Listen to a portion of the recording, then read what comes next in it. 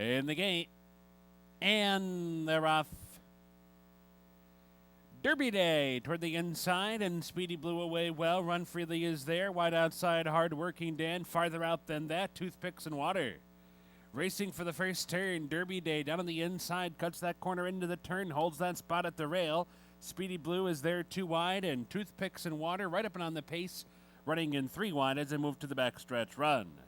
And then it's Run Freely who takes up a spot, settling into 4th, just ahead of Hard-Working Dan in the clear the outside 5th as the leader runs off a bit.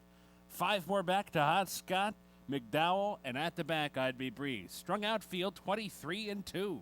Toothpicks and Water throws down some solid fractions and heads for the far turn with a 3-length lead.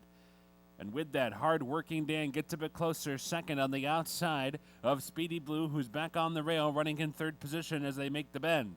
And then it's Run Freely, making some progress now. 4th and on the outside. Under the whip is Derby Day. Hot Scott's getting underway too. Hot Scott catching up with the pack as they come to the top of the stretch. And suddenly Toothpicks and Water has dropped out of it. Here's Hard-Working Dan to take over. Hard-Working Dan off the turn with a 3-length lead.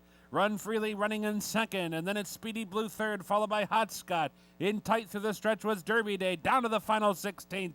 Hard-Working Dan, rider had the whip stuck there in his boot, but he still has a 3-length lead, and Hard-Working Dan took over at the top of the stretch and wins by 3.